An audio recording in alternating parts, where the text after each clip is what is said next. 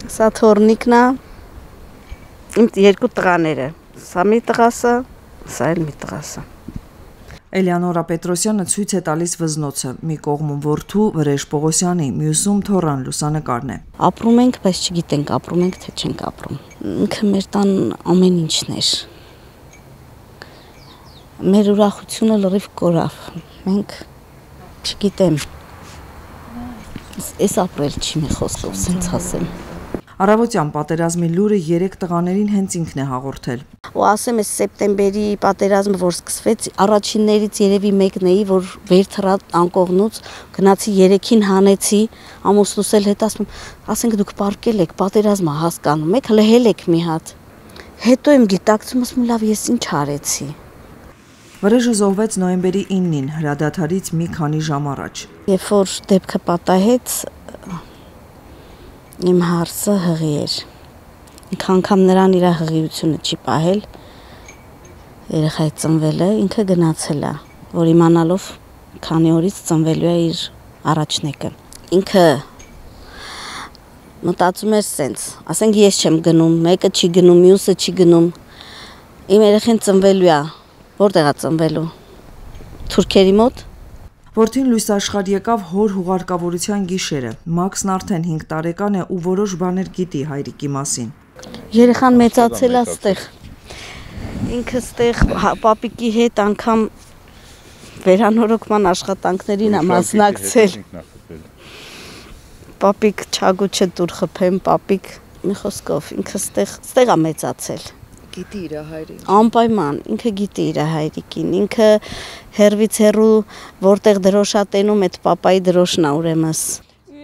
Անուշի ամուսինը զինվորական էր, զոհվեց պատերազմի առաջին օրը։ Աջունը մնաց Արցախում, ապրելու ուժ ստանում է 4 երեխաներից, բայց Արցախի կորստի հետ չի համակերպվում։ Երանի նորերը վերնիկլար միջև 2020 թվականը երջանիկ ապրանք իրար հետ, երեխաներիս հետ, Երանի նորերը։ Կարում եք չուքինի մի ծաղեք դինիվ,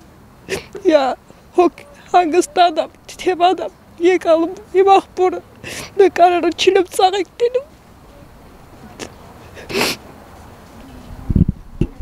Լա Արցախը մերը չի, եկալ դյուզերը ընգած։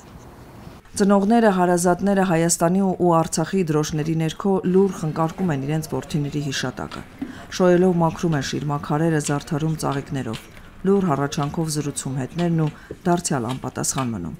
Եռաբլուրում նաև դպրոցականների խմբեր կան, ասում են պարտքի գիտակցումն է իրենց այստեղ բերել։ Արմեն Մարտիրոսյանը սովորում է Աբովյանի Վիկտոր Համբարձումյանի անվան դպրոցում, Արցախից է։ Հիշում է 2020 թվականի սեպտեմբերի 27-ին հայրիկի հետ պետք է գնային Քարվաճառի տակ ջրեր, բայց պատերազմը խաթարեց ամեն ինչ։ Ուրախացած վեր ենք գնում, որ գնացան պապ գնանք, պայնտենում են պապան զինվորական շորերը հագած, զենքը ձեռը դուրս է գալի, մայրս լացում է, չհասկանալով գնում եմ նստում, հետո արդեն որ գալիս եմ մեզ տանում են, արդեն հասկանում են, որ պատերազմը սկսել է։ Այդ ձեներից էլ իրանց կյանքը զոհաբերել են, որ մենք այսօր կարողանանք ստեղ կանգնենք, ստեղ ապրենք, իրանց կյանքի, իրանց արունի համար։ Այո, հիշատակի օր եմ համարում այսօրը եւ հարկ համարեցի աշակերտներից բերել, թող տեսնեն ինչ խոր ցավ են ապրել, մեր հայ ժողովուրդը ինչ ցավ է ապրել եւ դեռ շարունակում ենք ապրել, մեծ կորուստներ ունենք։ Տղաների հետ եմ հիմնականում շատ զրուցում, տղամարդ տեսակի համար են զրույցները հիմնականում, որ ցանկացած պարագայում պետք է մնան ուժեղ, արի, խիզախ, տղամարդ լինեն ամեն դեպքում, անվախ լինեն։ Խնկաբույրին միախառնվում է տերունական աղոթքը։ 44-օրյա պատերազմի 5-րդ տարելիցի կապակցությամբ Եռաբլուր զինվորական պանթեոնում Արցախի թեմի առաջնորդ Վրթանես եպիսկոպոս Աբրահամյանը հոգեհանգստյան կարգ է կատարում։ Տեր ողորմյա, Տեր ողորմյա, Տեր ողորմյա, Քրիստոս, որդի Աստուծո, անոխակալ եւ բարեգութ, գթակ ու առաջական սիրովտի հոգիս հանգուցյալ, ծառայից եւ աղախնոց քոց եւ մանավանդ Տեր հիշյա սոքիսն այնոցիկ որ տվինս կյանս հանուն Արցախի հանրապետության հիշյա հավուր մեծի գալստյան արքայության քո արա արժանի ողորմության խաբության եւ փողության եղած։ Մենք մեր հարգանքի տուրքն ենք մատուցել 44 օրյա պատերազմի ընթացքում զոհված մեր բոլոր հայրենակիցներին, որոնք ընդունել են այդ հարվածը եւ իրենցից կախվածը արել են, որպեսզի կարողանանք կանգնեցնել Ադրբեջանի եւ ոչ միայն Ադրբեջանի, այլ ներգրաված բոլոր ուժերի այդ հարձակումը Արցախի նկատմամբ։ Սեպտեմբերի 27-ը դարձավ հիշողության օր։ Այսօրը եռաբլուրում լռությունն ավելի խոսուն է, քան բառերը։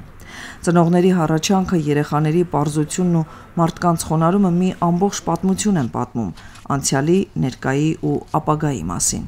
Արմինե Գևորգյան, Սամվել Գալստյան, Ռադիոլուր։